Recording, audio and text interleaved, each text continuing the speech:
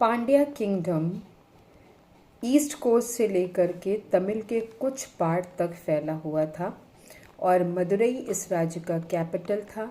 जो भी literary sources या जो भी लिटरेरी वर्क मिला है तमिलनाडु के या तमिलनाडु में, ये सब पांड्या राज्यों की उपलब्धियों को भी दर्शाता है। और इस राज्य में जितनी भी लिटरेचर्स लिखे गए वो सब तमिल शब्दों के समन्वय से ही लिखे गए। पांड्या जो किंग्स थे, ये इनका प्रॉफिटेबल ट्रेड होता था रोमन रूलर से, रोमन एम्पायर से इनके ट्रेड रिलेशन बहुत अच्छे थे। ग्रीक एम्बेसडर जिसका नाम मेगास्थनीज था, उन्होंने अपनी इंडिका में सजेस्ट किया है कि पांड्या किंगडम पर्ल्स के व्यापार के लिए पूरे विश्व में जाने जाते थे।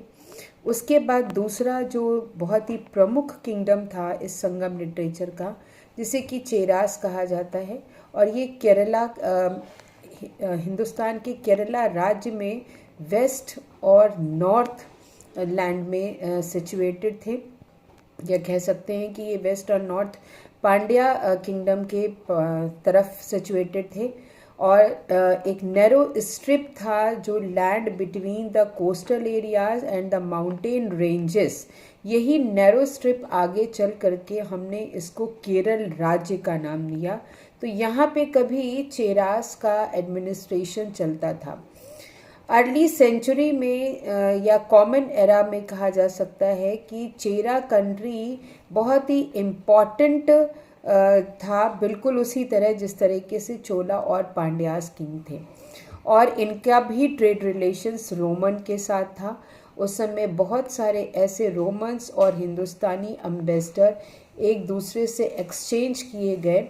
और अगस्तस जो कि एक फॉरेनर थे, उन्होंने भी यहाँ पे आकर के इन राज्यों के राजाओं की उपलब्धियों के बारे में लिखा।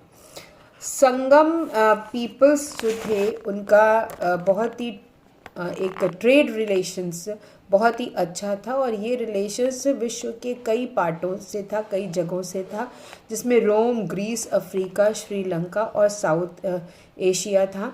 उसके बाद रोमन्स को यहाँ के पर्ल्स बहुत पसंद थे और वो यहाँ से ज़्यादातर पर्ल्स खरीदते थे। आइवोरी, सैंडलवुड, कॉस्मेटिक या सिल्क टेक्सटाइल, ये सब यहाँ से एक्सपोर्ट किए जाते थे। साथ ही साथ जो है वो पिकॉक और मंकीज़ भी यहाँ से रोमन एम्पायर में एक्सपोर्ट किए जाते थे। तो यहाँ के प्रोडक्ट्स की जो डिमांड थी चेरास